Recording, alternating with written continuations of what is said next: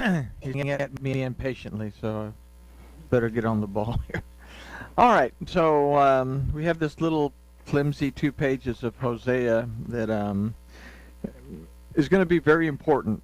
We can consider this kind of an easy night, maybe. This lesson kind of packs a wallop, but the next one is like 4 verses that have to go together in order for us to get the other side of this particular story.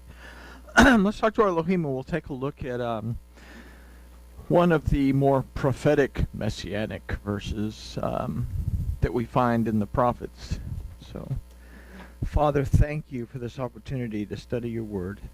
We ask that you will open our eyes, open our ears, open our hearts, so we can see, hear, and understand your word and hear your spirit and know what our condition is.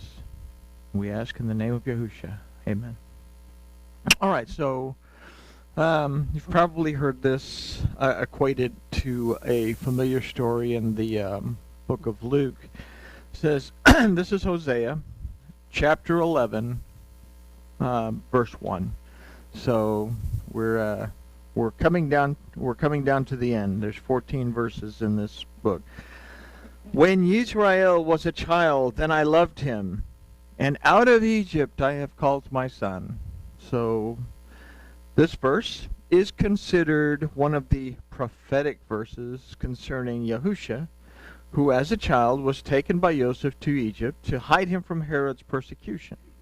So out of Egypt he came, and they settled down in Galilee, and he went to Nazareth public school and all this other stuff. So historically we can consider from this verse that Yahuwah did not want the house of Israel to seek the aid of Egypt. And here is another issue here, that Israel was being pressured by the Assyrians, and they were seeking the aid of Egypt to band with them so that they could run off the Assyrians. They were tired of being a vassal state. They were tired of paying tribute. But Elohim is telling them, yeah, don't do that. That's not a good idea. So out of Egypt I've called my son. I loved Israel, but I'm calling them out of Egypt. I'm saying, don't do this. So they did what every good child does. They did the exact opposite thing, and they went and got the aid of Egypt. Egypt backed out of the deal. They ended up being overrun by Assyria, and the rest is history. They ended up being fragmented amongst the nations, and this is a very important verse for us to understand there, that this was nearing basically the end. They were about to be dispersed the first time, and then they would rebel again under Nebuchadnezzar, and Nebuchadnezzar would say, yeah, this isn't happening, and he would disperse them the final time, and now we have 10 lost tribes of Egypt, or Israel. So we can also consider that from the time they left Egypt under the leadership of Moses, Israel grumbled and complained as to how bad things were with Moses and how great life had been in Egypt. So we recall from the stories, they always look back and they remember, oh, we had cucumbers and we had melons and fish and all the meat we could eat, and we were so happy in bondage in Egypt. And so here they're trying to actually get aid from the people that had them in bondage. So let's take a look at this verse from a different point of view. And we're going to begin with the phrase, when Yisrael was a child. So the first word of the phrase is ki, that can be used for when or because or then, a few other things, but it also means assuredly, means truthfully. The next word is na'ar, that more specifically than child means a young boy. All right? A young boy. This word can also refer to the shaking something out of something else. Okay? For example, you take a tablecloth and it has crumbs on it. We take it outside and we shake it and we get the crumbs off the tablecloth, kind of concept in this. So the next word is the name Yisrael, in which we have the choice to allow Elohim to prevail or to wrestle against Elohim. But before we formulate any ideas, let's consider the word used for "then I loved him," which is ve'ovehu, and the root is ahav, that refers to a human love towards one another and towards Yahuwah Elohim. It also refers to a human love or a desire for food, among other things. And this is going to kind of play out very important in two aspects. There's the idea of love towards another human being, or compassion towards another human being, and an understanding that we as human beings like to eat, especially when we're tired and we're hungry. Okay? So let's begin to put the pieces together. From the word ki, we can consider that what's being said by Elohim is a certainty. From the word na'ar, we can develop an idea that something is going to be shaken out and exposed. It's going to be exposed. Something's going to be shaken out and exposed by a young boy. Okay, well, we get all excited. Here comes Jesus. But it's not about that. Those in whom Elohim prevails are going to be separated from those who wrestle against him. And this will be done through a human desire for food. Okay, well, what does all that mean? Is there a reference in the Bezorah to such an act taking place? Do we have an idea of anywhere in the Bezorahs, in the Gospels, of something that involves someone having compassion for a group of people who were hungry? There was a young boy present, and there was a means to feed these people, and as a result, there were actually fragments left over. So let's consider this. If we'll recall in the Bezorah of Yochanan, and it's we start with 6:5, and then 9:13, we read, Yochanan 6:5 says, "When Hoshea then lifted up his eyes and saw a great multitude come to him, he said to Philip, 'From where shall we buy bread that these may eat?'" Now, we have several other references throughout the Bezorah, throughout the Gospels, and one of them is not a reference necessarily to this particular thing, but it's one of the ones where Yahushua's looking at the multitudes and he has compassion, and this is Matthew 9:36. It says, "And having seen the crowds, he was moved with compassion for them, because they were weary and scattered as sheep, having no shepherd. And then he said to the Talmudim, 'The harvest is truly great, but the workers are few.'" We all get excited because we need to go knocking door to door and bothering people on Saturday mornings to preach the gospel to them because the workers are few and the harvest is great kind of idea. But let's consider what he says in this verse. He had compassion.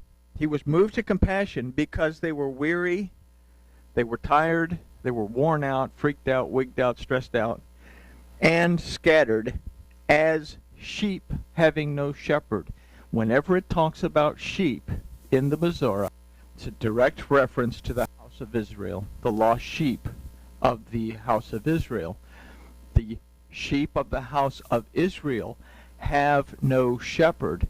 They want to, lots of them want to re-enter into the relationship with Elohim by becoming part of the kingdom of Yehuda, or allowing them to come back. But so much legalism has been put in place that now if you want to come back and you can trace yourself back to the tribe of Naphtali or Issachar or something, you have to convert to Judaism in order to be accepted back into the fold. So they don't have a shepherd. And what's interesting is the verse that he said to his Talmudim, "The harvest is truly great, but the workers are few. Pray then that the master of the harvest would send out workers to his harvest." From what we've read in Hosea and the other prophets, we understand that it was Yehuda's responsibility to minister to the house of Israel and bring them back. But they didn't do that. They actually stayed to themselves, and as a result, Israel became farther and farther separated. So the workers are few because no one is willing to go out and actually do this. They're stuck in their paradigm of, well, we're part of the 3 tribes that remained faithful, and if you want to come to us, you can come to us, but you have to jump through our hoops in order to get to where you want to go. So we also go to Matthew 15, 32, that gives us the similar, Francois not here, the similar story that we just read. And as Talmudim said, where are we to get enough bread in the desert to satisfy such a large crowd? And Yahushua said to him, how many loaves do you have? And they said, 7 loaves this time, and a few little fish. And he commanded to the crowd, sit down on the ground, and taking the 7 loaves and the fish, gave thanks, broke them, and gave them to the Talmudim, then the Talmudim to the crowd. Okay?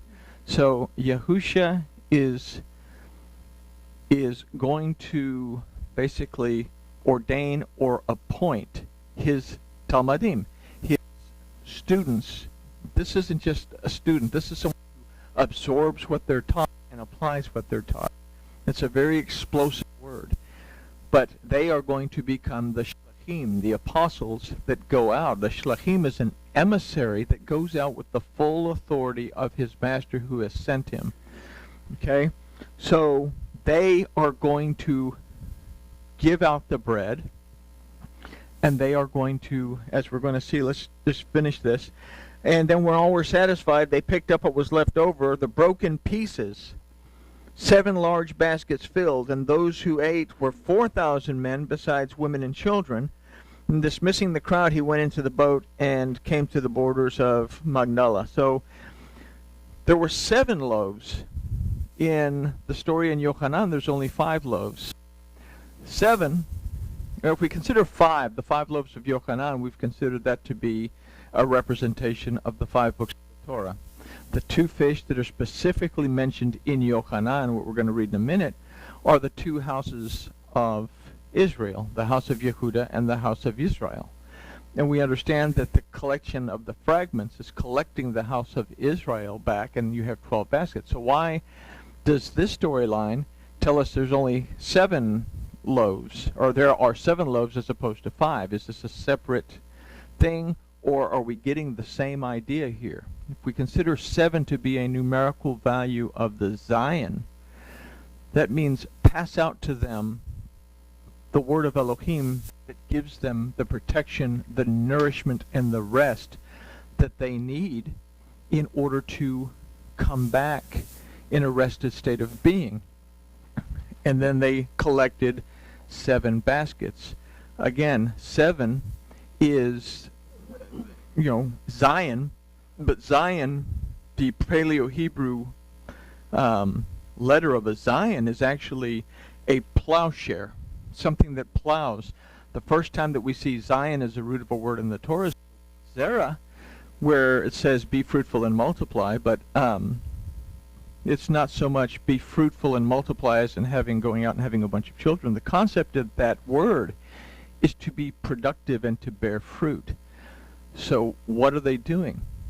They're taking out the word as emissaries of Elohim so that they can bring back that is what is productive and bearing fruit back into the kingdom. So this is a concept that we have to keep in mind as well, is what is our relationship to Elohim through his word?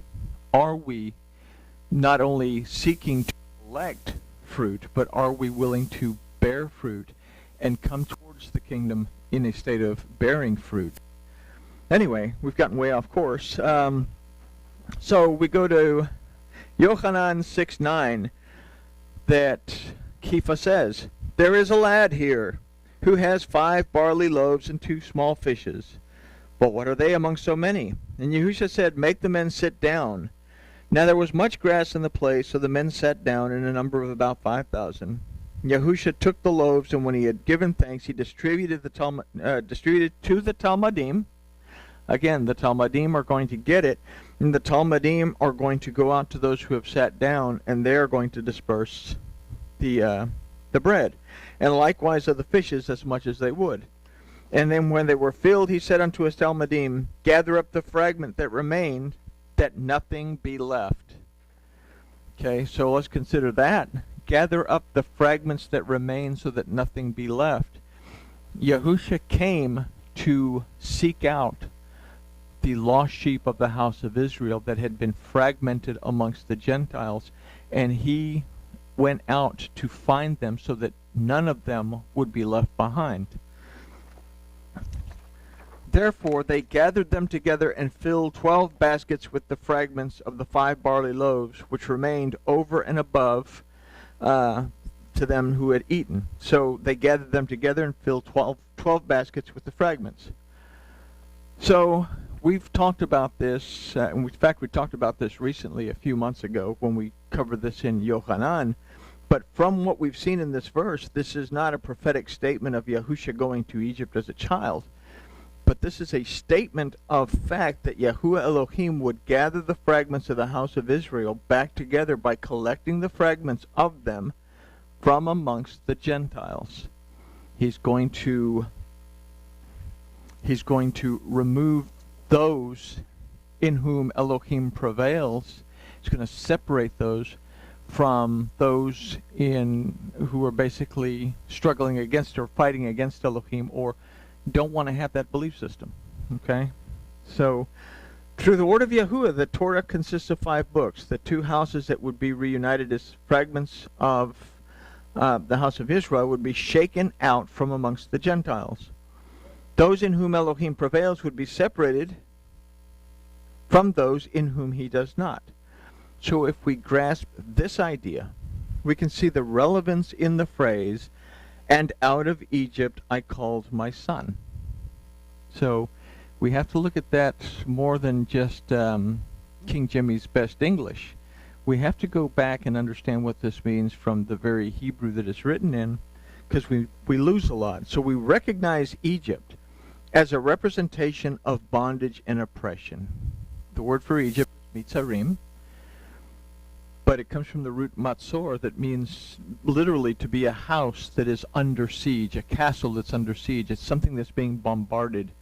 Egypt is also a representation of slavery. It's a representation of bondage and oppression.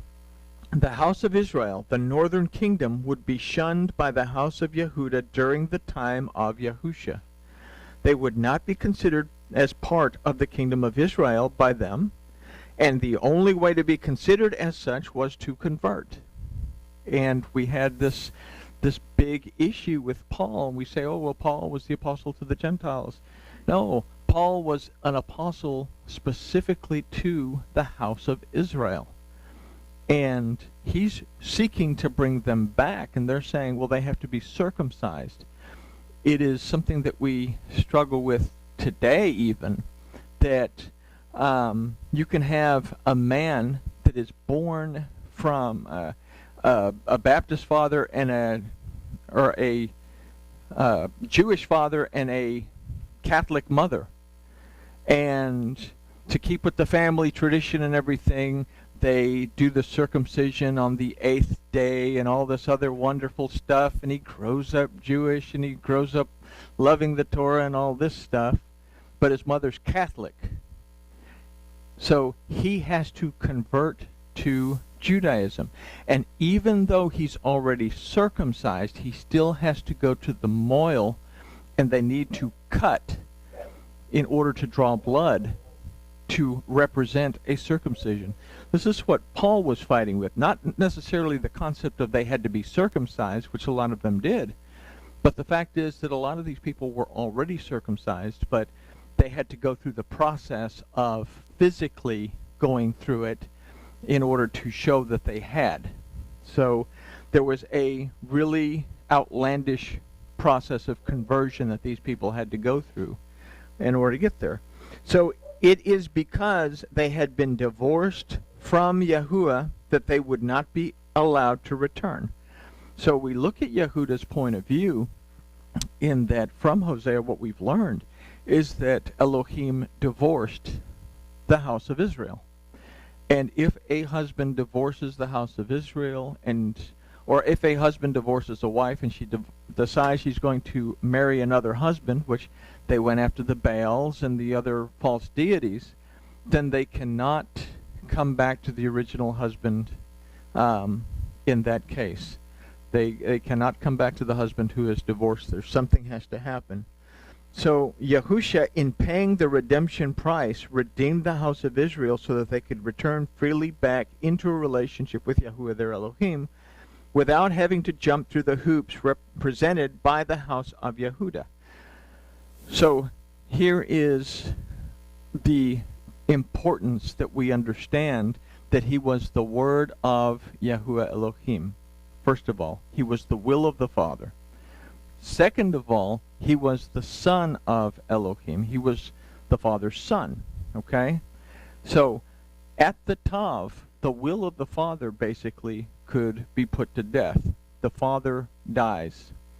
Now it's up to the Son to bring redemption to the divorced wife, the wife that wants to come back into the family. He can pay the redemption price and bring her back into the family. So in the death of Yahusha, Israel could now, or the house of Israel could now freely come back. And this is what Paul is trying to present, not necessarily trying to present it to the pagan Gentile folks. He's trying to reach the fragmented little pieces of the house of Israel amongst them to bring them back. So they could come back to Yahuwah their Elohim without having to jump through the hoops presented by the house of Yehuda. The word for son is ben, that comes from the root bana, that also means redeemed as well. Redeemed. It don't mean so redeemed. It means redeemed as well as restored. Through Yahusha, they would be redeemed, they would be restored, and so he calls his redeemed, is what it's saying. The word for called in this verse is karati, that also means to proclaim. So what we can consider from this phrase is out of the bondage of Egypt has declared, what we can consider from this phrase is that out of bondage, Elohim has declared his redeemed and restored. Okay? I am calling my redeemed out of their bondage. Israel was in bondage. The house of Israel remained in bondage until Yahusha made it possible for them to come out of the bondage that they were in. So, not that out of Egypt I've called my son, and so here comes little baby Jesus back, but out of Egypt I've called my redeemed, that through Yahusha, through the blood that he would shed, now my redeemed and restored son, who is Israel, the house, the northern kingdom, could now return. The house of Israel and the stranger in their midst would be able to return fully to Yahuwah Elohim. Yahusha's death and his blood payment would restore the covenant between the house of Israel and Yahuwah Elohim. So that is what we read throughout the Torah, because we have to have something that we can look at and understand from a historical point of view. He tells us what's going to happen on a much grander scale and on a much larger scale, as this act is only a model of the bigger picture. The covenant between the realm of Elohim, the heavens, and the realm of the Adam, the earth, would be restored. We will be restored back to the condition that we were in prior to transgression becoming sin. Okay? The connection between Yahuwah Elohim and humankind would be repaired. As we will consider through our next study, that even this act of love and compassion would quickly be rejected. So for now, though, corny question, will you accept the offer in return to Yahuwah your Elohim? You know, it's 2 pages that tell us a historical background that's important for us to understand. It also tells us the why, the main why. There's a lot of whys as to why Yahusha came and Yahusha did what he did, and there's a lot of whys involved with why he shed his blood at the Tav. This is one of them, to reconnect our relationship with Elohim, amongst other things. But that was rejected, and it would be rejected, and is still rejected, and we'll find out about that in the next 4 verses when we get to those next go-round.